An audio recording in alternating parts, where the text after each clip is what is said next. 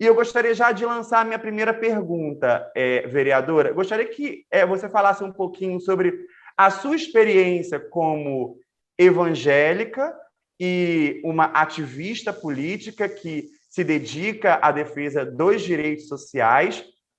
E gostaria de perguntar o que esses números representam para você. Se você consegue, a partir da sua experiência, elencar se há dificuldades do campo da defesa dos direitos sociais para atrair esse eleitorado da comunidade evangélica. Boa noite. Boa noite a todos e todas. Obrigada, Carta, pelo convite. Para mim é uma honra estar aqui conversando com vocês, ainda que num cenário tão desafiador como os dados colocados pelo jornalista.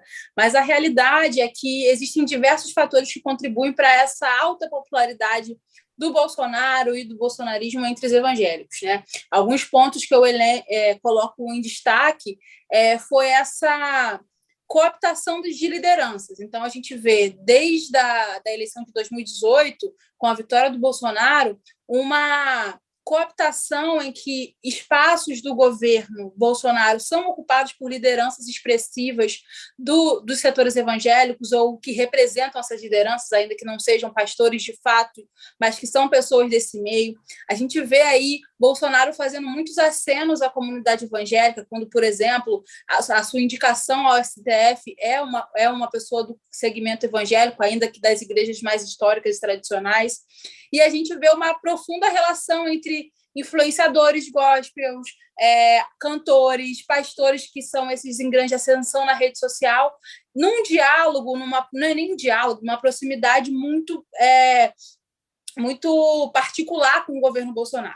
Então, assim, desde 2018, a gente observa esse processo de cooptação, de absorção e de mistura entre aquilo que é a fé e aquilo que é um governo, que é uma eleição, um projeto político.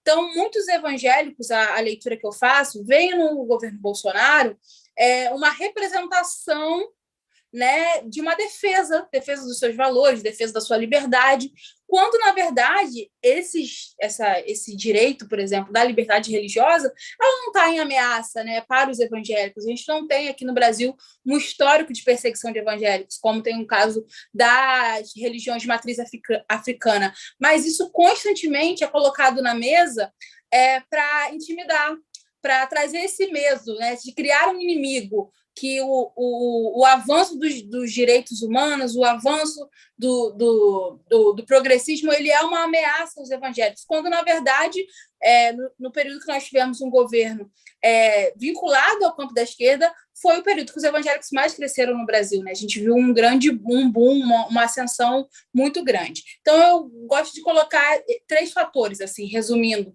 Essa cooptação de lideranças, e eu vivi isso na pele. Em 2018, eu congregava numa igreja e foi ficando insustentável, porque as pessoas colocavam que para você ser evangélico, você tinha que ser bolsonarista. E esse é um dos maiores erros e um dos maiores absurdos que o bolsonarismo... maiores erros e absurdos que o bolsonarismo impacta na vida de quem é evangélico. Essa ligação profunda de como você tem que votar no Bolsonaro para você ser um evangélico de verdade. Isso nunca existiu, gente. Isso nunca existiu. O voto evangélico era muito fluido, né? Ele era muito de acordo com a demanda do grupo que atravessa, porque a gente tem evangélico nas camadas mais empobrecidas, temos na classe média, né? Então, essa definição ela é prejudicial. O segundo ponto é o jogo com as pautas morais. Então, você fala muito por exemplo, a gente viu esse episódio essa semana sobre a questão da pedofilia. Então, isso se torna uma guerra ideológica, uma guerra cultural, jogando com esses valores mais conservadores que estão, sim, no público evangélico. A gente não pode tirar isso da equação. E o terceiro ponto eu gosto de colocar como a educação política, né? Porque muitas pessoas do meio evangélico não têm noção dos valores democráticos, de como é viver numa democracia, o que significa ter uma religião numa democracia. Então, conceitos basilares que, inclusive, estão relacionados com a religião protestante, com a igreja protestante, né, que é um berço evangélico, que é a laicidade do Estado, separação de igreja e Estado. Muitos, né, não têm essa noção e acabam ficando reféns de discursos simplistas, de discursos reacionários, como a gente vem observando aí no bolsonarismo. Vereadora, muito boa noite. Eu sou a Ana. Mais uma vez, muito obrigada por ter aceitado o nosso convite. Vereadora, eu queria trazer agora a discussão, olhando um pouco para os direitos das mulheres, né? Você, como uma parlamentar negra, uma mulher negra evangélica, vereadora, como é que você vê a percepção dos direitos das mulheres entre a comunidade evangélica? Porque há um senso comum também de que a ala evangélica está sempre ligada ao conservadorismo. E, na verdade, temos um grupo ali muito mais heterogêneo, né, do que essa associação direta. O que eu queria também perguntar para a senhora é se a senhora acha que, por exemplo, as pautas do feminismo, dando um exemplo aqui, a legalização do aborto, ainda são entraves para que essas mulheres evangélicas, de repente, apoiem governos mais à esquerda ou de centro-esquerda. Essa é uma pauta delicada de tratar, né, para o público evangélico.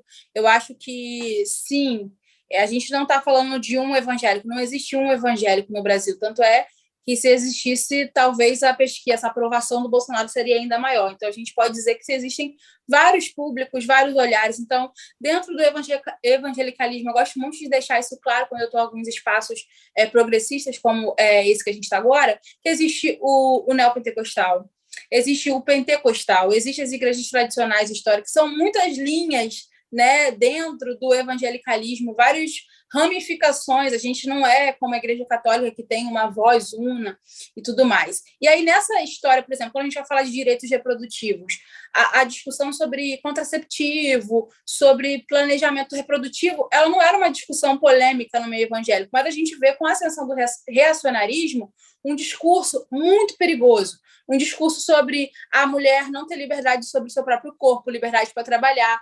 Então, a gente vê, por exemplo, na figura da Damares, isso é muito claro, né? Esse discurso da mulher reduzida ao espaço privado, né? Infelizmente, é o que a gente vê em ascensão, quando, na verdade, igrejas evangélicas nunca teve uma polêmica muito grande sobre, por exemplo, o uso de contracepção, né, nas famílias. Nunca a gente tem igrejas com pastoras, com mulheres liderando, mas, infelizmente, com esse avanço do reacionarismo na sociedade, esse discurso ele foi entrando em alguns setores que viraram dogmas, né? O que era reduzido a algumas igrejas, a algumas denominações, está avançando muito e acaba, sim, afastando as mulheres das ideias feministas, do discurso feminista. Eu sei, gente, porque eu vou fazer um desabafo aqui. Eu tive um período da minha adolescência que isso era tão falado, né, que você não podia ser feminista, que o feminismo era errado.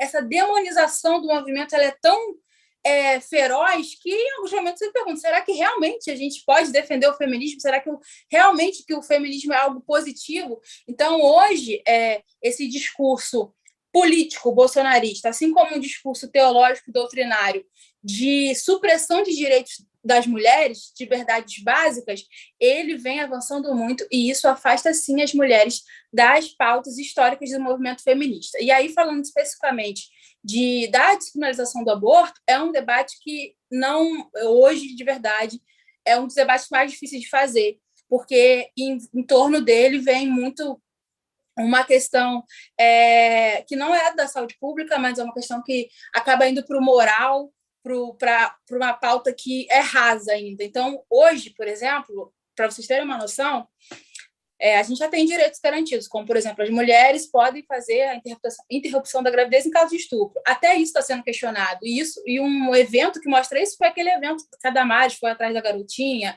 lá no Espírito Santo, e você vê que a comunidade evangélica se envolveu nesse ato. Então, tem discussão hoje dentro do ser evangélico se a mulher deve ou não usar a pílula, né? Então, a gente está retrocedendo muito, gente. Desculpa, mas o cenário não é bom. A gente está retrocedendo muito no que a gente já conquistou. E o reacionarismo ele vem avançando paulatinamente. Isso vem também do silenciamento das mulheres, que muitas vezes não podem falar, se posicionar em alguns setores do evangelicalismo. Certo. Vereadora, eu gostaria de olhar, então, pelo ponto de vista da ação do campo progressista. Se você considera que há algum tipo de preconceito por parte dos atores do campo progressista em relação aos eleitores evangélicos, e se é possível destacar outra dificuldade na estratégia do campo progressista em atingir esse eleitorado. Sente meu momento, finalmente vou poder falar sobre isso, porque eu acho que sim, a gente erra muito, né? E eu sei que erra porque, por exemplo, eu, enquanto uma evangélica progressista, muitas vezes eu sou convidada para dar opiniões, mas existem elementos e significados e símbolos das religiões, assim como de outras religiões, que só fazem sentido para quem é parte daquele processo. E eu vejo muitas vezes um processo de ridicularização de alguns rituais evangélicos. Então, quando eu vejo algumas pessoas colocando vídeos de manifestações dentro dos cultos, né, na internet e tratando aquilo de forma vexatória, eu acho que é um retrocesso tão grande, porque isso é um culto, é uma religião, e a gente tem que respeitar. E eu acho que a gente erra muito também quando a gente vê o evangelho como um objeto e uma massa una. Então, o evangélico é uma massa una, ele é conservador, ele é reacionário, ele é bolsonarista, e na realidade não é, porque se fosse, nós teríamos números muito piores nessa pesquisa. Então, eu acho que a gente tem que disputar o voto e a opinião e o debate com os evangélicos que não se identificam com o bolsonarismo, mas também não necessariamente se identificam com as lideranças e com o discurso progressista que está posto.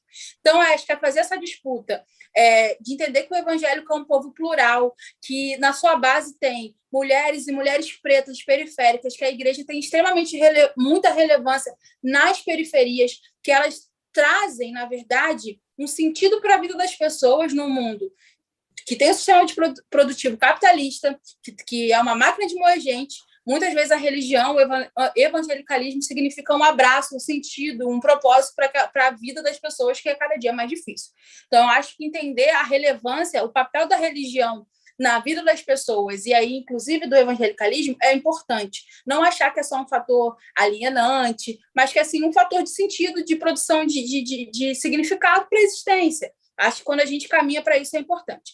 E eu acho que a gente pode avançar muito no diálogo, falando daquilo que atravessa a vida das pessoas. Então, o evangélico se preocupa com o problema da fome do nosso país. Ele se preocupa com o desemprego, com a inflação, né? Então, a gente falar daquilo que atravessa a vida das pessoas ali no dia a dia e amadurecer essa aproximação para poder discutir depois pautas que são mais complexas e delicadas, como foi a colocada pela jornalista, né? Perfeito, vereadora. Você toca agora, justamente seria o tema da minha próxima pergunta, que são esses temas que atravessam a vida das pessoas, né? E hoje nós vemos que no Brasil o desemprego é uma coisa que afeta muito as mulheres, né? Nós temos aí que dados do IBGE mostram que dos 12 milhões de desempregados que hoje nós temos no país, 6,5 milhões são mulheres. E nós aqui da Carta Capital acompanhamos aí no 8 de março a Marcha Mundial das Mulheres aqui em São Paulo, e a gente identifica ali na voz de muitas mulheres desempregadas não só um pedido por trabalho, mas por uma condição de trabalho justa também, né? Elas relatam muito essa piora dessa condição de trabalho. Então, eu queria que a senhora falasse um pouco como é que você vê, embora a religião tenha esse lugar de significado na vida das pessoas, como dizer para elas, né, que elas estão sendo atravessadas por problemas reais, né, e que aparentemente esse governo não está dando conta de resolver, e que um possível governo Bolsonaro novamente talvez também não daria, né? Como é que a gente chega a tudo isso? Que tipo de esforço a senhora acha que a gente tem que ter, politicamente falando, né, dos esforços políticos, para devolver para essas mulheres a dignidade, o trabalho e a dignidade do trabalho? Eu lembro que essa pauta me atravessou e a gente fez um debate sobre isso na época da reforma trabalhista, porque a reforma trabalhista, na época em discussão, ela flexibilizava o trabalho aos domingos, né? Porque hoje tem um adicional de domingo para promover que a pessoa tire folga domingo, porque na nossa sociedade o domingo é o dia da igreja, é o dia do descanso, é o dia da família, é o dia do futebol, é o dia de tantas coisas. E a gente fez esse debate na minha igreja, eu falava com as pessoas, né? O quanto essa reforma ia fragmentar as relações que elas tinham naquele espaço de ir para o culto, de depois almoçar com a família. Então, eu acho que fazer a discussão de como, por exemplo, uma mulher que está num trabalho precarizado, ela não tem tempo para existir, para estudar, para refletir, para a sua espiritualidade, no arranjo tradicional, né? tempo para sua família, tempo para, enfim, ser mãe, ser esposa, ser esse tanto de coisa que a gente pode ser ou não ser, mas que dentro do contexto evangélico funciona dessa forma. Estão me escutando? Travou aqui.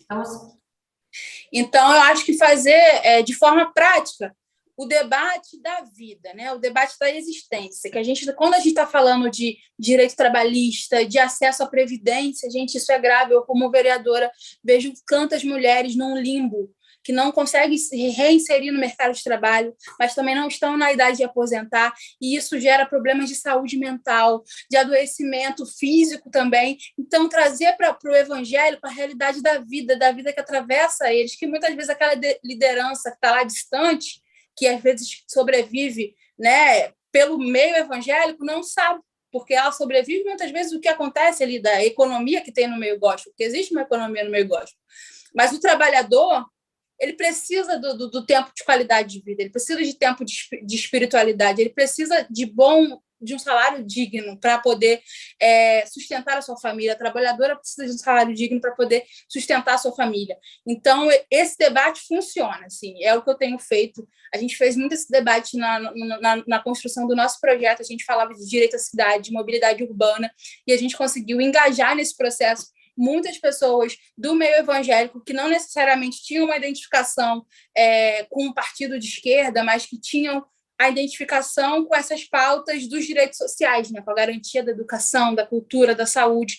Então, eu acho que tem saída, tem jeito, né? O voto evangélico ele é em constante transformação. Acho que um bom exemplo é uma liderança que nós temos aqui no estado do Rio de Janeiro, que é a deputada Berenice da Silva. Ela é uma mulher negra evangélica que se mantém aí como liderança ano após ano, porque eu acho que ela consegue fazer o diálogo da realidade, né? E afastar esses inimigos invisíveis, que muitas vezes são colocados como o comunismo, a ideologia de gênero. A gente precisa afastar isso, porque essas não são ameaças reais. Essas ameaças reais são aquelas que tiram liberdades, que tiram direitos e que acabam fragmentando a relação e a qualidade de vida das pessoas, né? Eu gostaria de poder ler o comentário de algumas pessoas que estão participando aqui com a gente.